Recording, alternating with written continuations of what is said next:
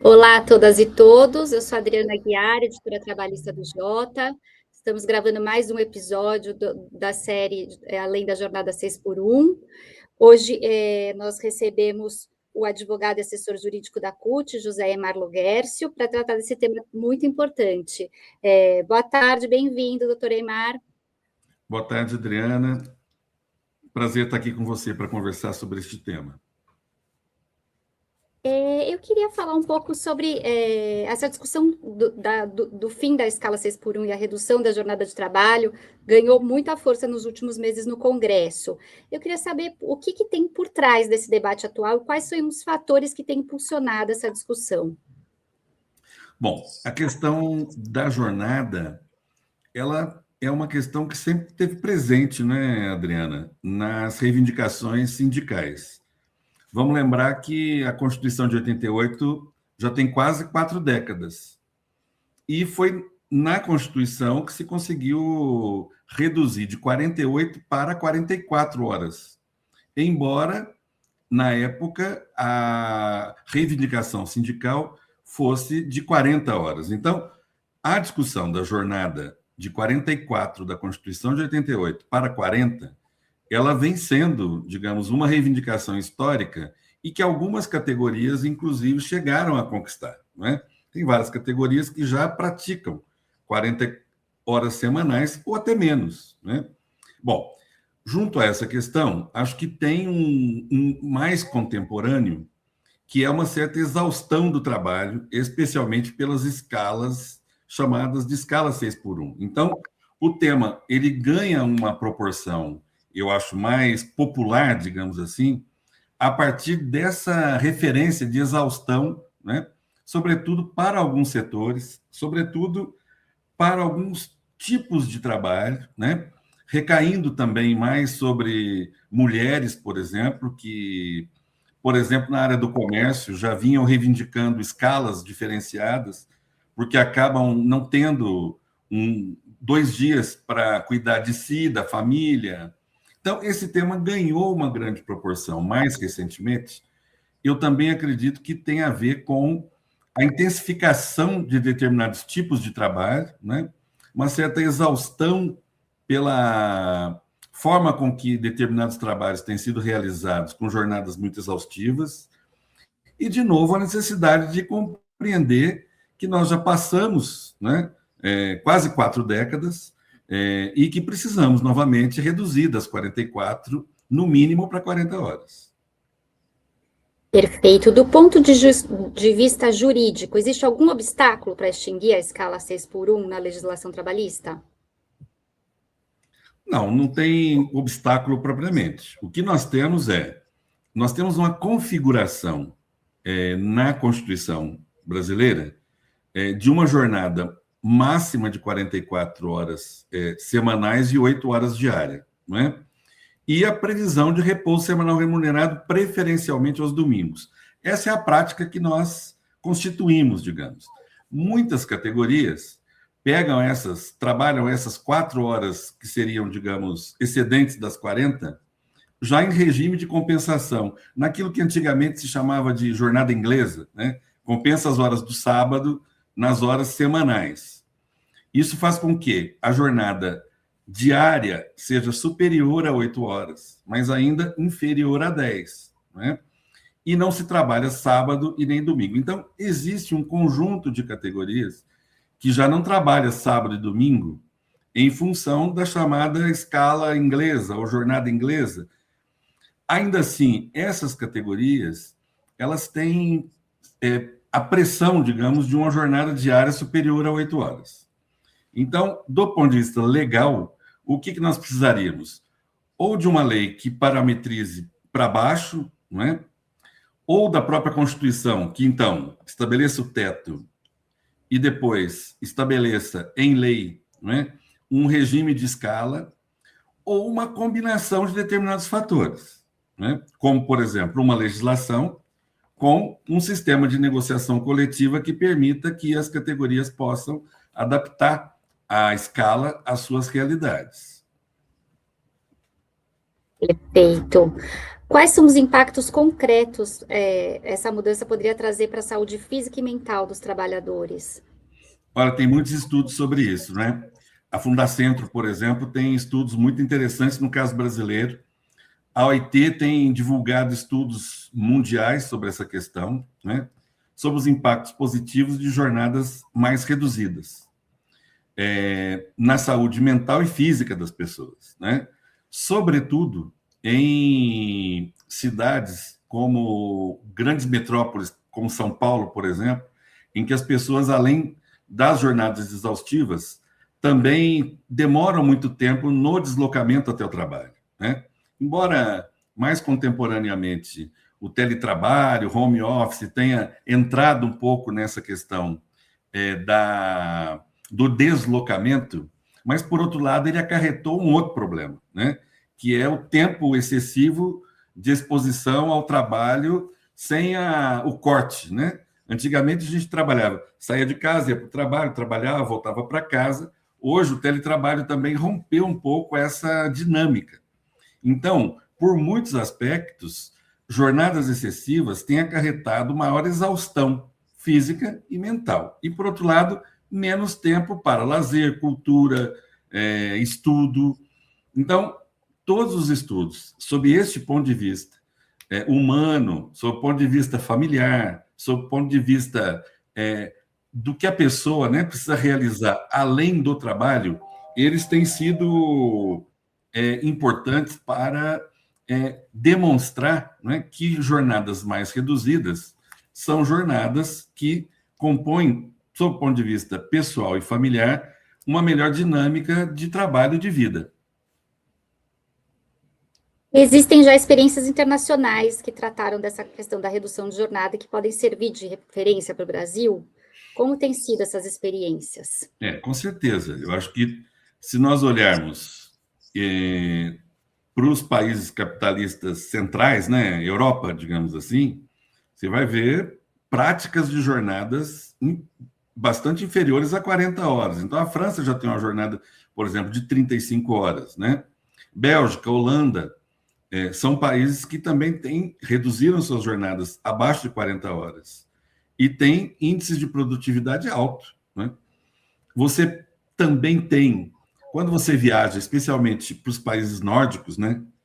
A gente sempre fica impressionado, quem viaja, com o fato de que, aos domingos, por exemplo, você tem comércio às vezes fechado, você tem situação em que mesmo nos hotéis você tem menos pessoas trabalhando. Bom, mas eles têm uma realidade também diferente da nossa, não é? Na América Latina, Chile, México, Colômbia, também estão em processo de redução de jornada. Então, uma coisa é a jornada, a outra coisa é a escala, né? Com relação à escala, alguns países têm trabalhado escalas diferenciadas, alguns até com 4x3, né? Trabalha 4 dias, descansa 3. Algumas empresas têm implementado também, na sua realidade, esse tipo de escala. E as experiências e os resultados dessas escalas têm sido relatados como positivos, tanto para a empresa quanto para os trabalhadores dessas empresas. Um exemplo disso muito concreto, Adriana, também se diminui com relação ao ajuste de escala e jornada o número de faltas, de ausências, de afastamentos por doença. Então, isso também tem sido relatado como uma consequência positiva de jornadas menores e escalas mais adequadas. Já podemos dizer que existe uma tendência mundial em promover reduções de jornada? Sobretudo com a introdução de tecnologia, né, em determinados setores. Então, existe essa tendência e os países vão se adaptando também conforme as suas realidades. Já existem empresas no Brasil que decidiram extinguir as jornadas, a escala 6x1 e passar para a escala 5x2, mesmo por iniciativa deles e não por imposição de lei, né? Como a Drogaria São Paulo, a Bate de Latte, a ADM. Como o senhor vê essa iniciativa? Eu acho muito positivas, sobretudo pela qualidade que ela proporciona às pessoas que trabalham nesses ambientes, né? E os relatos que nós temos é que isso não tem, como às vezes se alardeia, diminuído nem resultado e nem produtividade. Recentemente eu vi até negócios menores, como cafés, algumas padarias também fazendo ajustes desse tipo, né? Em relação à jornada e à escala, né? Então, essas empresas têm relatado uma tendência positiva sobre as suas decisões. Se por um lado as empresas acabam garantindo-se 2 dias de descanso para esses trabalhadores, por outro, algumas ainda continuam com um contrato de 44 horas semanais, né? Isso acaba deixando esses trabalhadores mais sobrecarregados com essa jornada que o senhor estava comentando, a jornada inglesa? Isso, é por isso que a gente tem que pensar nas duas coisas combinadas, né? A escala sozinha não resolve e a redução de jornada sozinha também não resolve. Então, é uma combinação destes dois fatores, né? Como tem sido em alguns países essa experiência também. Então, não adianta você ter também a sobrecarga de uma jornada diária concentrada quando você tem uma jornada extensiva para além daquela diária que seria recomendável, digamos. A jornada de 8 horas, ela é uma jornada histórica pelo benefício que ela traz, né?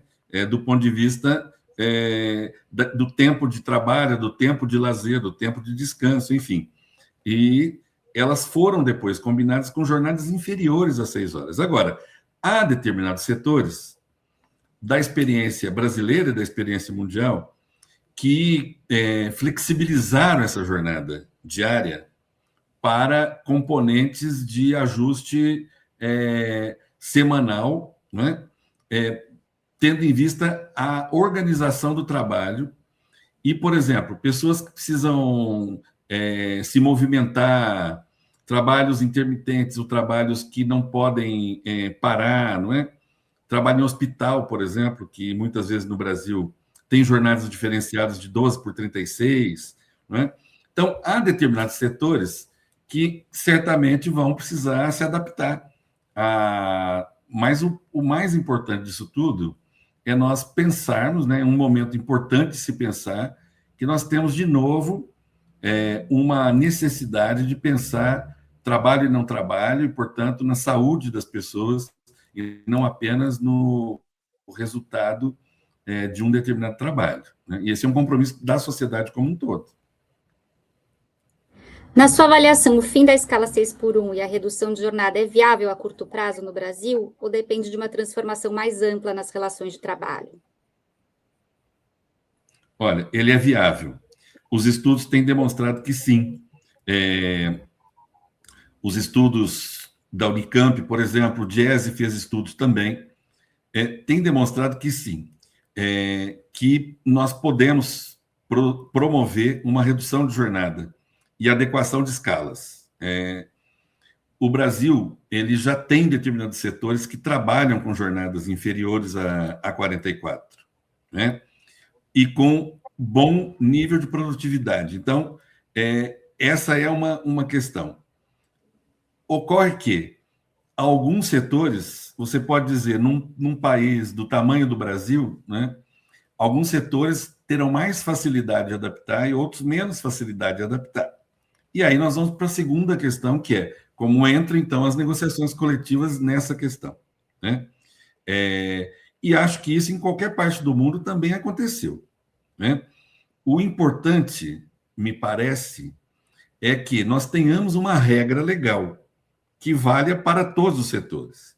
E depois que os setores possam se adaptar, dentro de cada realidade, à sua dinâmica por meio de negociação coletiva. Mas ter a regra que vale para todos os setores, ela é fundamental, como foi fundamental em qualquer parte do mundo, para você organizar o trabalho e a vida das pessoas, né? Representantes do empresariado afirmam que essas discussões sobre jornada podem ser melhor tratadas por meio dos acordos e das convenções coletivas, sem a necessidade de uma lei, de uma imposição. O senhor já falou um pouco, mas queria que o senhor aprofundasse um pouco mais sobre esse assunto. Sim, é boa pergunta. É legítimo, acho que que setores empresariais falem em custo e falem também em formas de resolver. No entanto, eu acho que, para além do custo, há alguns estudos, por exemplo, o Instituto Ethos, que é um instituto empresarial, né, fez um estudo recente sobre o custo de você também manter determinadas atividades com alto índice de adoecimento, com alto índice de afastamento. Isso impacta a nós todos como sociedade, sobretudo num país como o Brasil, né? Então, essa combinação do custo é um elemento importante. A segunda questão é a regra geral é importante que esteja numa legislação, seja na Constituição, como é importante que esteja, seja numa legislação, e que se combine essa legislação com negociações coletivas. Eu acho que deixar exclusivamente para a negociação coletiva é também uma tendência ruim, porque setores, digamos assim, mais organizados teriam vantagens em relação a setores menos organizados, e você não consegue fazer com que esses setores menos organizados possam, digamos, no curto prazo, estabelecer condições de trabalho mais adequadas. Então, nós teríamos o quê? Setores hoje que já têm capacidade de negociação mais organizada, né? Ele tem mais vantagem do ponto de vista da sua reorganização do trabalho.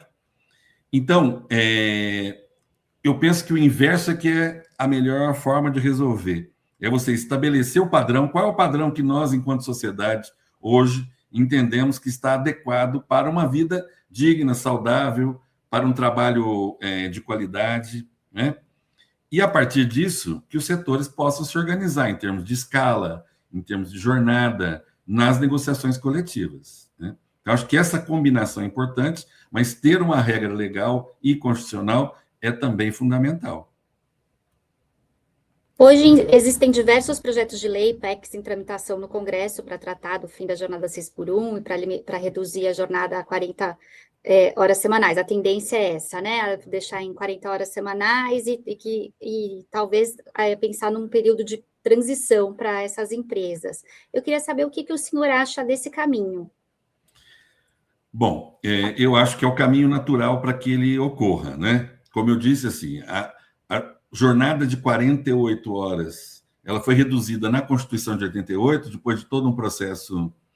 Nós já temos quase 4 décadas, então nós temos nessas 4 décadas uma reorganização produtiva bastante acentuada, né? Nós tivemos introdução de novas tecnologias, então nós temos condição de estabelecer no mínimo, a redução de 44 para 40 horas, né? Ainda que o desejável fosse diminuir, mas de 44 para 40 horas, os estudos demonstram que o Brasil tem condição de fazer essa alteração, né? E de pactuar, na sequência, as condições específicas de cada setor, de cada área, com uma combinação aí de negociação coletiva, especialmente nos setores, né, econômicos, que vão exigir certamente algum tipo de adaptação. Então, essa redução, por exemplo, o México fez uma redução agora para 40 horas de forma gradual, né?